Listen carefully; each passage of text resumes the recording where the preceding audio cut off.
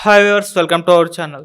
చంద్రబాబు గారిని మరోసారి మరి ఫైబర్ నెట్ కేసులో ఏ1 ముద్దాయిగా యాడ్ చేయడం చూస్తున్నాం. మొన్ననే ఇన్నర్ రింగ్ రోడ్‌కి సంబంధించిన కేసులో కూడా ఏ1 ముద్దాయిగా ఏసీబీ కోర్టులో సీఐడీ వాళ్ళైతే ఛార్జ్ షీట్ అయితే దాఖలు చేయడం జరిగింది. మరి ఇలా బ్యాక్ టు బ్యాక్ అటు inner ring road, fibre net కేసుల్లో ఏ1 ముద్దాయిగా ఎందుకు యాడ్ చేశారు?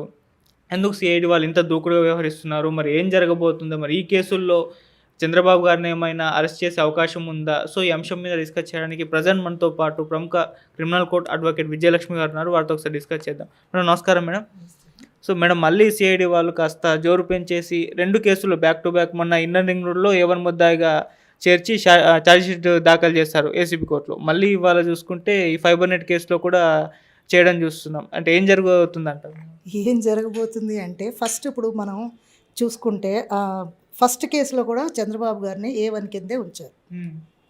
కానీ తర్వాత ఏంటంటే ఎంక్వైరీ చేసిన తర్వాత అప్పుడు ఏంటి అనేది తెలిసి ఆయన వేరే ఏ3 గానో ఏ4 గానో వచ్చారు కదా. ఇది కూడా అంతే. పోలీసు వాళ్ళు ఎప్పుడైనా సరే సస్పీషియస్ అనమాట, అనుమానాస్పదంగా వాళ్ళని అరెస్ట్ చేసి ఆ ఎఫ్ఐఆర్లోని కానీ ఆ ఛార్జ్ షీట్లో కానీ ఏ1 ఏ2 అని మెన్షన్ చేసి కోర్టులో సబ్మిట్ చేస్తారు. కేసు వచ్చిన తర్వాత ఎవరి దగ్గరికి ఏంటి వచ్చింది అనేది కోర్టు ఆర్డర్ ఇస్తుంది పోలీసు వాళ్ళకి. నువ్వు పెట్టేసేవు ఏ1 అని ప్రూవ్ చేయగలవా? ప్రూవ్ చేయడానికి నీ దగ్గర ఏ ఆధారాలు ఉన్నాయి? ఇవన్నీ తీసుకువచ్చిన తర్వాత అప్పుడు మళ్ళీ చేంజెస్ అవుతాయి. ఏ1 ఎవరు, ఏ2 ఎవరు అని. అంతేకాని పోలీసు వాళ్ళు పెట్టేశారు ఇంకా ఏ1 ఈయన అరెస్ట్ చేసేస్తారు అనుకోవడం మాత్రం అపోహ. అలాంటిది ఏమి ఉండదు. దీని ఎంక్వైరీలు మళ్ళీ మీరు ఒక్కరే ఎంక్వైరీ చేశారు, మీ మీదన వాళ్ళు కూడా ఉంటారు కదా, వాళ్ళని పంపించి వాళ్ళ ద్వారా వాళ్ళకి ఎంక్వైరీలు అయిన తర్వాత కోర్టు నిర్ధారణకి రావాలి. ఎస్ కరెక్ట్, ఈయనే ఏ1, ఈయనే నెంబర్ 1 ముద్దాయి అని కోర్టు నిర్ధారణకు రావాలి. కానీ వీళ్ళు చెప్పిన మాట మాత్రం కోర్టు నమ్మదు. ఎందుకంటే ఎవరినైనా ఆరోపించవచ్చు. ఇప్పుడు పోలీసు వాళ్ళది తప్పు అని మనం అనుకోవడానికి లేదు. ఆ సిచ్యువేషన్లో ఆయన కనిపించారు, సో ఆయన సీఎంగా ఉన్నాడు కాబట్టి మొత్తం ఈయనే చేశారు అని అనుకుంటారు. అలా కాదు, అది మళ్ళీ సవరించబడుతుంది. అప్పుడు ఏ1గా వస్తారో ఏ3గా వస్తారో చెప్పలేం, అసలు లేకుండా కూడా ఉండొచ్చు. సో దాని గురించి మనం ముందే ఊహాగానాలు చేసేసుకుని ఆయన అరెస్ట్ చేసేస్తారా, ఆయన జైల్లో వేసేస్తారా, ఇవన్నీ అపోహలు. ఇవన్నీ ఏంటంటే ఫాల్స్ ఎలిగేషన్స్.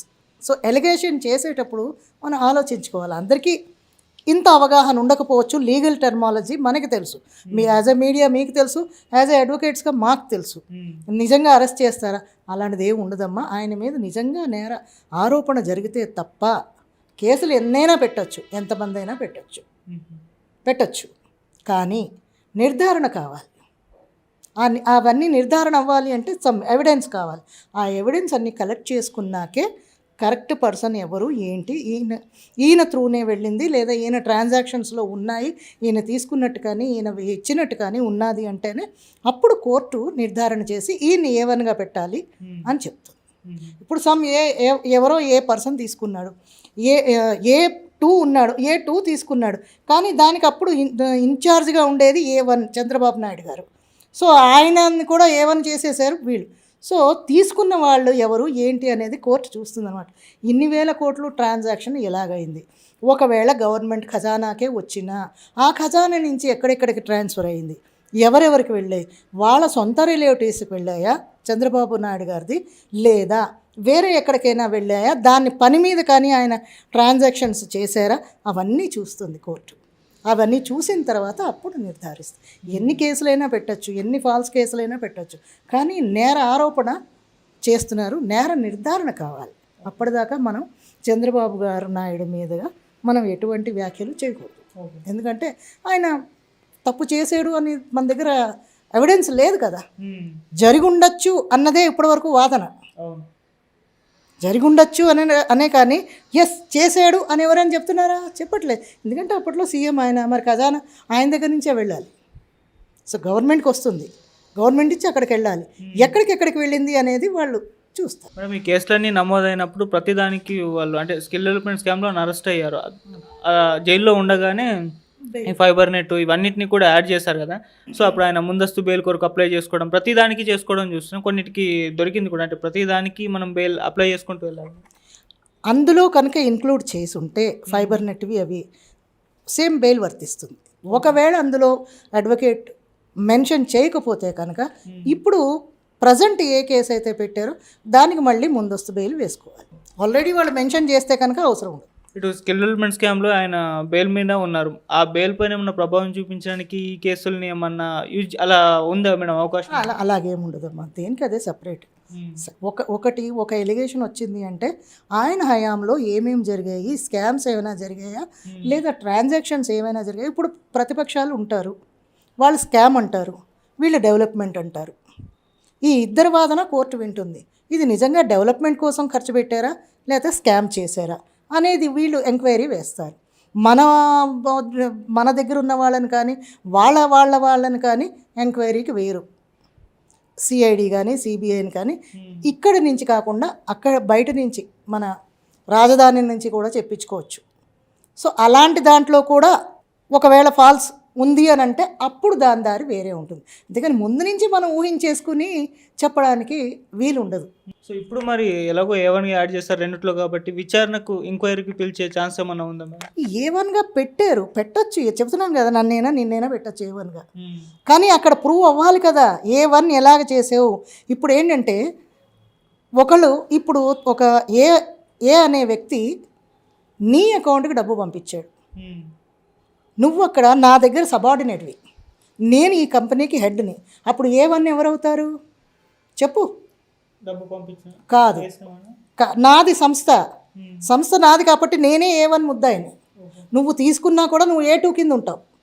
ఇది ఎప్పుడు వస్తుంది బయటికి? ఎంక్వైరీ అయిన తర్వాత నేను A1గా నా బర్డెన్ నాకు ఉంది కదా, నేను ముద్దాయిని కాదు, నేను అఫెన్స్ చేయలేదు అని నా మీద రెస్పాన్సిబిలిటీ ఉంటుంది. నేను ప్రూవ్ చేసుకోవాలి ఇది నా బ్యాంకుకి ట్రాన్సాక్షన్ కాలేదు, ఇదిగో ఇక్కడి నుంచి ఇలా వచ్చింది, ఇలా సంస్థలకు వెళ్ళింది, ఇవన్నీ సంస్థలకి మేము డెవలప్మెంట్ కోసం ఇచ్చాము అని నేను ప్రూవ్ చేసుకుంటాను. అప్పుడు A1 ఎవరవుతారు? నువ్వు అవుతావు A1, నేను A2 ప్లేస్కి వస్తాను. సో ఇవన్నీ కోర్టు దగ్గరికి వెళ్ళిన తర్వాత ఇవన్నీ క్రాస్ ఎగ్జామినేషన్ అయిన తర్వాత లాస్ట్లో ట్రయల్స్కి ఇవన్నీ వచ్చేసరికి టైం పడుతుంది, కానీ తెలిసిపోతుంది. సో ఇప్పుడైతే చాలా కేసులు అయితే నమోదై ఉన్నాయి చంద్రబాబు నాయుడు గారి మీద. మరి ఇవన్నిటినీ ఒక కొలిక్కి రావాలంటే చాలా టైం పట్టే అవకాశం ఉంది అని అంటారు. టైం పట్టొచ్చమ్మా, టైం పట్టింది పట్టలేదు అనేది కోర్టుకు వదిలేసేయాలి మనం.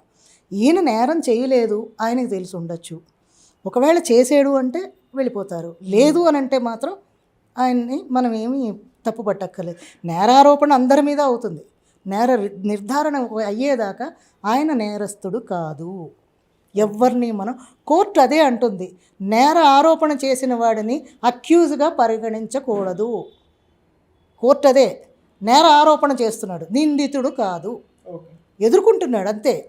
సో ఈంది అంతే, కోర్టు పని కోర్టు చేస్తుంది. మనం ఏంటంటే న్యూస్ పేపర్లో వేస్తాం మీరు, సో ప్రజలు చదువుతారు, ఇంత తీసేసుకున్నట్ట చంద్రబాబు అని అంటారు. అది నిరూపించబడాలి కదా అక్కడ. ఇదేంటంటే ఎలక్షన్స్ టైంలో స్ట్రాటజీ ఇదంతా. వీళ్ళు వాళ్ళని అనుకుంటారు, వాళ్ళని వీళ్ళు అంటారు. మనకేంటంటే బుర్రపాడేది ఎవరికంటే ప్రజలకి. ఏం చేయాలో పాపం అర్థం కాదు.